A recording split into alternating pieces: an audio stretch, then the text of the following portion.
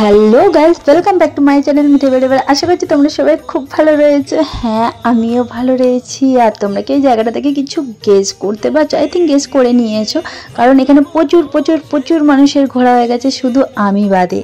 এই একটাই আমি বাকি পড়েছিলাম যার এই জায়গা কি কোনো জায়গায় ঘোরা হয়নি, সেটা হচ্ছে আমি। তো চলো বলেই দিই, আমরা চলে এসেছি, এখান থেকে ডালি নেব।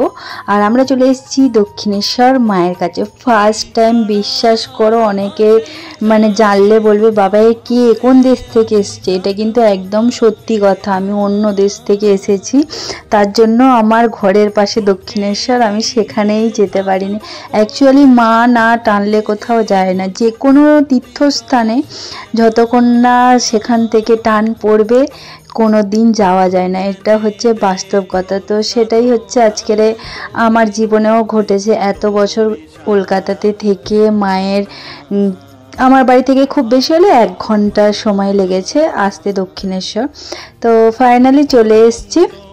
তো আর একটু ওয়েট করে, কিন্তু ভিডিওটা কিন্তু কেউ স্কিপ করবে না, ঠিক আছে?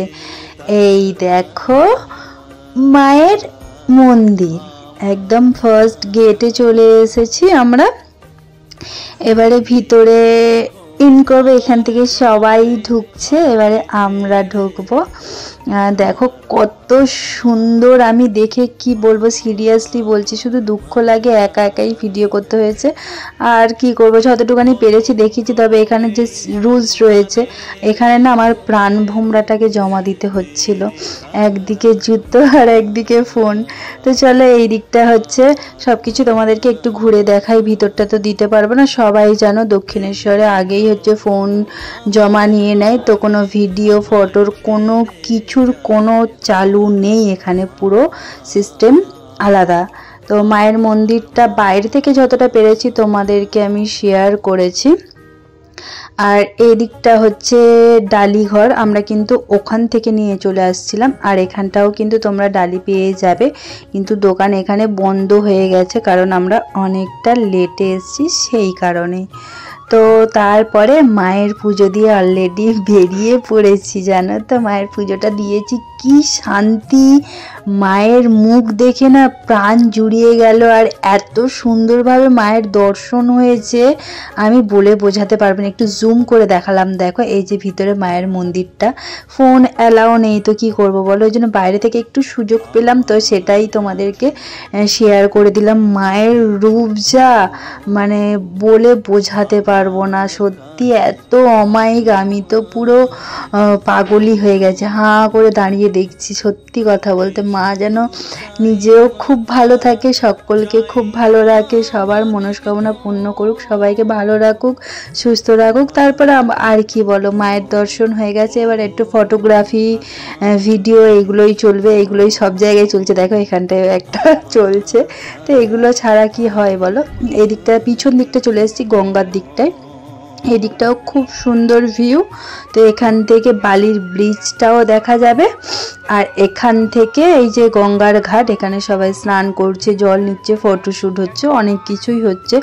আমরা আর কি করব বলো, কিছুই করিনি, এই 2-1টা ফটোশ্যুট নিয়েছি। দেন আবার ফের ডালিঘরের ভেতর থেকে চলে যাচ্ছি কোথায় বলো তো।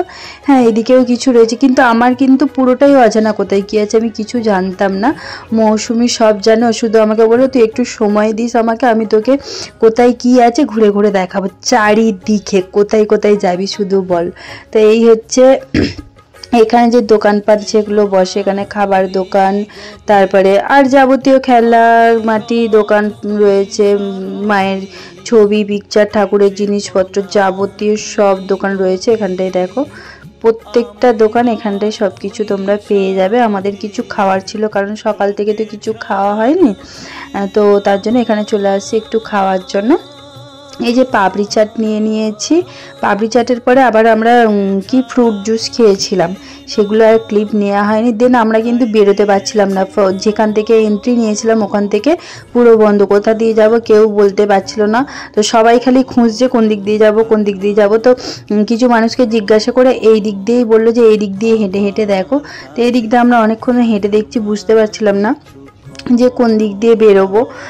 অনেকেই জানে না, বলছে এরকম সিস্টেম আগে দেখিনি বা এই দিক দিয়ে কোনোদিন ঘুরে যায়নি, তো জানি না। তো এটা হচ্ছে ব্যাপার। তো চলো এরকম খুঁজতে খুঁজতে রাস্তাটা আমরা ফাইনালি পেয়ে গেছি, তোমাদেরকেও একটু শেয়ার করে দিলাম তার জন্য। ভিডিওটা কেমন লেগেছে তোমাদের অবশ্যই কিন্তু কমেন্ট করে জানাবে। ভিডিওটা যদি ভালো লেগে থাকে লাইক কমেন্ট অবশ্যই করবে। থ্যাংক ইউ ফর ওয়াচিং মিঠাই পরিবার, বাই।